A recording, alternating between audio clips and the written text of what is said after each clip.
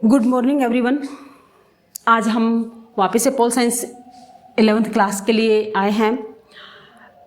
जिन students ने 11th class में arts subject लिए हैं और आर्ट्स में भी पोल साइंस ली है, उनके लिए हमने पहले जो संविधान की उद्देशिका है वो समझा हम चुके हैं।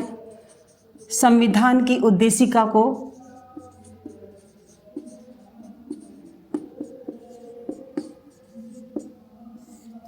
और इसका एक शब्द हमने समझा दिया है, क्योंकि ये जो है संविधान की उद्देशिका या प्रस्तावना जिसको हम कह सकते हैं, ये हमारे लिए आज के लिए ही नहीं है, ये हमेशा के लिए इम्पोर्टेंट है। क्योंकि हमारे जब भी कंपटीशन एग्ज़ाम होते हैं, ऑब्वियसली आप 12th के बाद कंपटीशन एग्जाम फाइट करने के लिए निकल जाओगे, तो इसी आधार पर जब हम कंपटीशन में आएंगे तो उसमें पोल साइंस हमारे हर कंपटीशन में रहती है और उसमें उद्देशिका संविधान में से हमारे क्वेश्चन आते रहते हैं। तो इसलिए हमें इसको पढ़ना बहुत ही ज़रूरी है, किस प्रकार संविधान की उद्देशिका में न्यायों की व्यवस्था की गई, कितने न्याय दिए गए हैं, कितनी स्वतंत्रताओं का उसमें उल्लेख किया गया है, किस शब्द को पहले जोड़ा गया बाद में जोड़ा गया है, या इसमें किसको इंगित किया गया है भारतीय संविधान में। जैसे हमें फर्स्ट लाइन थी ना, हम भारत के लोग, हम भारत के लोग, तो ये जो शब्द हैं ये किस को इंगित करते हैं? भारतीय जनता को इंगित करते हैं। कहने का मतलब भारत का जो संविधान बना है वो किसने बनाया? इनडायरेक्टली भारतीय जनता ने बनाया। हालांकि हमें पता है कि एक समिति ने बनाया है, परंतु समिति के जो विचार थे, भाव थे, वो भारतीय जनता से जुड़े हुए थे, भारतीय जनता में से ही वो निकले हुए थे। इसलिए हम भारत के लोग इस संविधान की उद्देशिका में फर्स्ट को रखा गया है, तो हमें इसको अच्छे से याद कर लेना है। अगर हमने नहीं देखी तो फिर देखें इसको और देख कर इसको अच्छे से समझ, क्योंकि जब भी हम राजनीति विज्ञान पढ़ते हैं तो हमारा पहला फंडा यही होना चाहिए कि हमें हमारी उद्देशिका संविधान जो है, हमारे देश का शासन जो चलाया जाता है, उसकी उद्देशिका जो है वो क्या है, उसमें क्या लिखा हुआ है, हमें ये याद रखनी चाहिए। हम देखते हैं किताब के हर पृष्ठ के पीछे या बीच में या फर्स्ट में या लास्ट में हमें हमारी संविधान की उद्देशिका मिल जाती है, लिखी हुई होती है। तो हमारा काम पहला क्या होगा कि संविधान की उद्देशिका को अच्छे से याद कर लेना है। आज जो हम आगे की अपनी चर्चा जारी करेंगे, इसमें हम देखेंगे कि जो पोल साइंस में हमारे एनसीईआरटी का सिलेबस लागू हो गया है और उसमें हमारी अब 2 बुक्स आ गई हैं। पहली बुक्स जो है हमारा राजनीतिक सिद्धांत, राजनीतिक सिद्धांत। दूसरी हमारी जो पुस्तक है भारत का संविधान, भारत का संविधान, भारत का संविधान सिद्धांत और व्यवहार, सिद्धांत और व्यवहार। ये है, कहने का मतलब हमारे 2 पुस्तक हैं, इसमें 2 बुक्स हैं हमारी। राजनीतिक सिद्धांत, इसमें हम राजनीति के क्या क्या सिद्धांत है, स्वतंत्रता है, समानता है, धर्म है, विकास है, ये सारे हम इसमें पढ़ेंगे। तो वो डिटेल में जाएंगे तब बताएंगे राजनीतिक सिद्धांत कौन कौन से हैं। और दूसरी पुस्तक जो हमारे भारत का संविधान सिद्धांत और व्यवहार है, तो आज जो हम सबसे पहले इसमें भारतीय संविधान को देखेंगे, उसके क्या सिद्धांत है, उसको कैसे व्यवहार में लाया जाता है, तो ये इसमें हम इसमें याद करेंगे। तो आज जो हम पहले अपनी जो पुस्तक शुरुआत करने जा रहे हैं, पहला हम भारत से जुड़ना चाह रहे हैं, तो हम भारत में जो हम करेंगे, पहला जो हमारी पुस्तक है क्या, भारत का संविधान सिद्धांत और व्यवहार। भारत का संविधान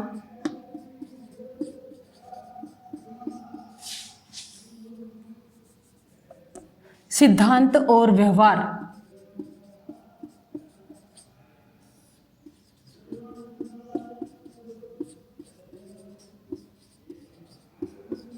ये हमारी पुस्तक शुरू होगी, शुरुआत में हम इसको करेंगे, इसको रीड करेंगे। और इसमें हमारा जो पहला चैप्टर है संविधान क्यों और कैसे, पहला जो इसका चैप्टर हमारा है रहेगा संविधान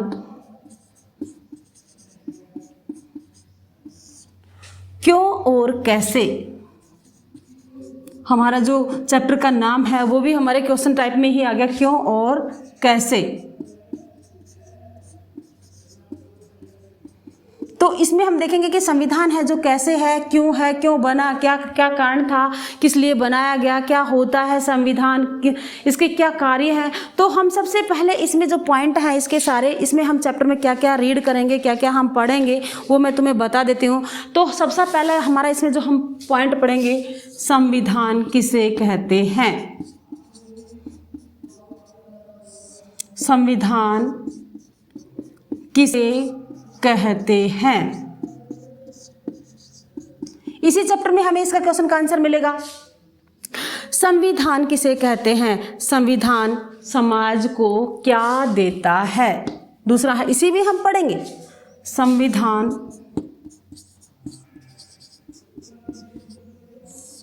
समाज को क्या देता है।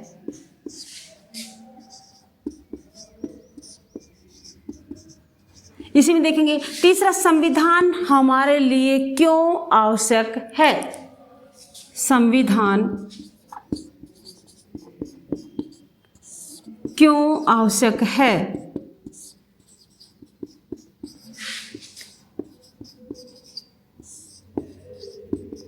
कहने का मतलब संविधान की क्या जरूरत है, किस कारण से हम इसको संविधान को लेंगे, और संविधान जो समाज में क्या कर सकता है। अगला जो हमारा रहेगा, संविधान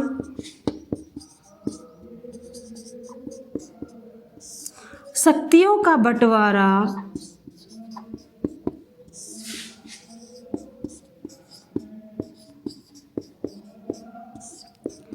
किस प्रकार करता है।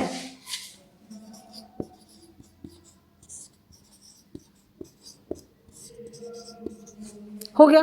तो ये सारे हम पॉइंट इसमें कवर करेंगे। सबसे पहले कि संविधान क्यों और कैसे, इस चैप्टर में हमने संविधान किसे कहते हैं, संविधान समाज को क्या देता है, संविधान क्यों आवश्यक है, शक्तियों का बंटवारा किस प्रकार करता है।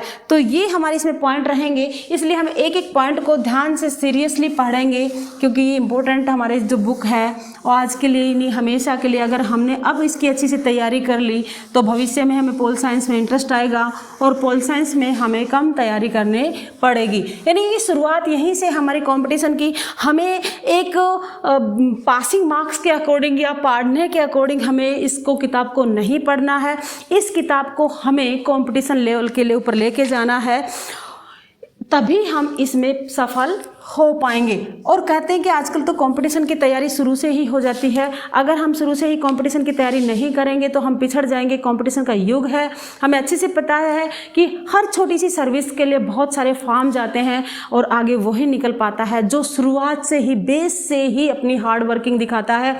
यानी ये तुम्हारा बेस है, एक तरह से हम कह सकते हैं जो 11वीं की पोल साइंस की बुक है तुम्हारा बेस है। और यहाँ जब तुम्हारा बेस मजबूत हो जाएगा तो तुम्हें कोई भी नहीं रोक सकता कंपटीशन में आगे निकलने से। तो यहां हम देखेंगे संविधान के और कैसे वाले चैप्टर में सबसे पहला जो इसमें हमारा पॉइंट रहेगा, हमें संविधान की क्यों आवश्यकता है। हमें संविधान की क्यों आवश्यकता है, या फिर मैं तुम्हें पहले बताऊं कि संविधान क्या है। इससे पहले मैं तुम्हें समझाती हूँ संविधान क्या है। संविधान क्या है, हालांकि तुम्हारी पुस्तक में पहला पॉइंट यही दे रखा है कि संविधान की आवश्यकता क्या है, क्यों होती है। तो हमें इसको न करके पहले हम इसको देखेंगे संविधान है क्या। हमें ये तो पता होना चाहिए कि संविधान है क्या, कौन सी बला है ये। तो हमें ये पढ़ना है पहले कि संविधान क्या है। तो संविधान मैं तुम्हें बता दूं, संविधान वह नियमों और कानूनों का लिखित पुंज है या अलिखित पुंज है जिसके आधार पर किसी देश का शासन चलाया जाता है। तो हम इसको लिख सकते हैं, नोट आउट कर सकते हैं कि संविधान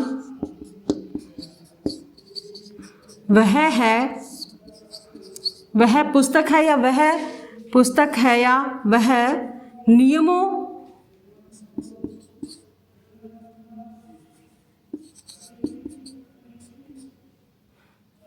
संविधान वह है जो नियमों, कानूनों का लिखित या अलिखित इसलिए कहेंगे कि बहुत से देशों का संविधान लिखा हुआ नहीं है, अलिखित है, वो परंपराओं से चलता है तो संविधान, लेकिन लिखित नहीं है। भारत का संविधान लिखित है और ये देखना सबसे विश्व का सबसे बड़ा संविधान है भारत का, लिखित रूप से, कानूनों का लिखित या अलिखित।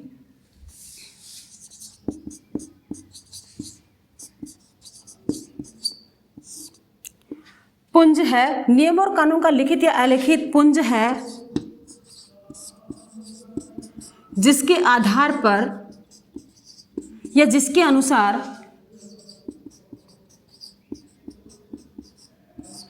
किसी देश का शासन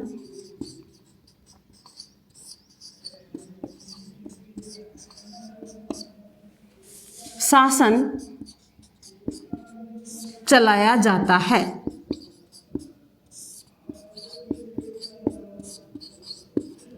समझ में आया कि जो संविधान है वो लिखित नियमों का, कानूनों का पुंज है जो उस देश के शासन को चलाता है, उसको व्यवस्थित करता है, वो क्या कहलाता है? संविधान कहलाता है। तो हमारा पहले प्रश्न का आंसर मिल गया कि संविधान क्या है। अब हम चलते हैं हमारा जो हमारी बुक्स के अकॉर्डिंग, हमारे चैप्टर के अकॉर्डिंग हमारा जो पॉइंट है, संविधान की आवश्यकता क्यों है, यानी कि क्या कारण है, क्या रीजन है कि हमें एक देश के लिए संविधान चाहिए, उसके बगैर हमारा क्या काम नहीं चल सकता। पहले भी तो शासन चलते थे, क्या उनका कोई संविधान था? राजा महाराजा जब शासन चलाते थे तो क्या उनका भी कोई संविधान था? हाँ था, उनका भी। ये हम कह सकते हैं कि उनका संविधान था, उनके नियम थे, कानून थे। ये दूसरी बात है कि वो प्रजातांत्रिक नहीं था, वो तानाशाही था। जैसा राजा होता था वो अपने ऐसे ही नियम बनाता था, उन्हीं के आधार पर अपने देश का शासन चलाता था। होता सभी देश का संविधान था, परंतु अब जो लोकतांत्रिक व्यवस्थाएं हमारे विश्व में हैं और उसके आधार पर लोकतंत्र यानी कि जनता के तंत्र को चलाया जाएगा, जनता के शासन को चलाया जाएगा, तो इसके लिए एक नियम कानून पहले ही बन जाते हैं, उसको एक संविधान के रूप में पहले ही तैयार कर लिया जाता है और इसकी आवश्यकता हमें होती रहती है। तो हम कह सकते हैं पहला जो अगला हमारा पॉइंट रहेगा कि संविधान की क्यों आवश्यकता होती है। संविधान की क्या आवश्यकता है?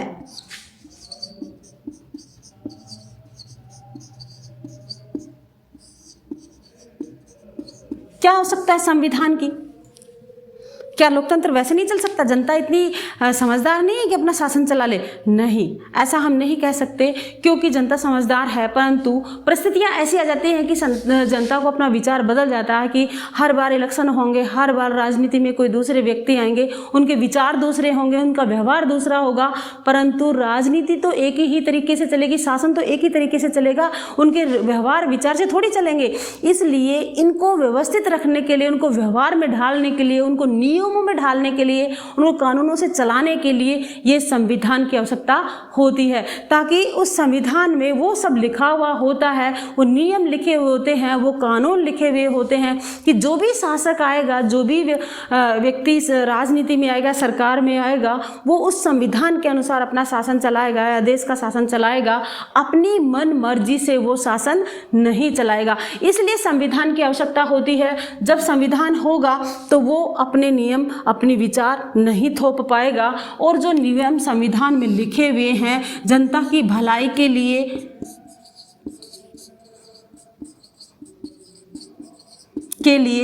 उन्हीं का वो फॉलो करेगा और उन्हीं के अनुसार वो कार्य करेगा। इसलिए हमें संविधान की आवश्यकता है, क्योंकि लोकतंत्र शासन व्यवस्था में अगर संविधान नहीं होगा, नियम कानून पहले लिखे हुए नहीं होंगे, तो कोई भी आकर के तानाशाह बन सकता है। तानाशाह बनने से रोकने के लिए हमें संविधान की आवश्यकता होती है। तो इसको हम पॉइंट टू पॉइंट लिख सकते हैं, संविधान की क्या आवश्यकता है। सबसे पहला पॉइंट हमारा है इसमें, देश के शासन को सुचारू रूप से चलाने के लिए,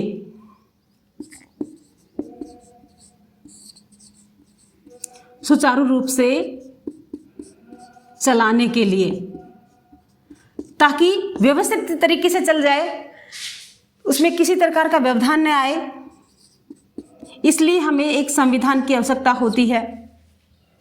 दूसरा, सरकार को तानाशाह बनने से रोकने के लिए, सरकार को तानाशाह बनने से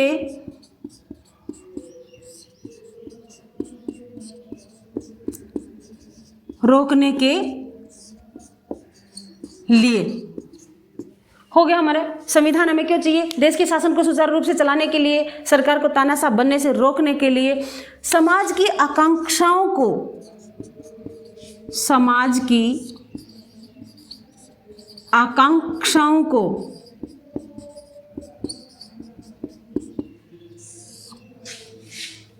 महत्व देने के लिए हमें संविधान की आवश्यकता होती है। जो कि समाज के जो परंपरा है, नियम है, उनको एक कानून के रूप में उनको सबॉर्डिनेट देने के लिए, उनको सहयोग देने के लिए हमें संविधान की आवश्यकता होती है। लोक कल्याण के लिए, कल्याण के लिए, ताकि जो संविधान में हमारे अधिकार वगैरह दिए हुए हैं उन अधिकारों का अमल हर सरकार करेगी। हर सरकार जन नागरिकों को अधिकार देगी, कोई भी उन पर अंकुश नहीं लगा सकता। अगर वो ऐसा करेगी तो उसकी वो सजायाफ्ता हो जाएगी, उसको सजा मिल सकती है। हम जो हमारे अगर हमें हमारे अधिकार नहीं मिलेंगे तो हम न्यायालय का दरवाजा खटखटा सकते हैं, हमारे अधिकारों की मांग कर सकते हैं। तो इसके लिए भी हमें संविधान की आवश्यकता होती है। अगला जो हमारा पॉइंट है इसमें कि न्याय के लिए,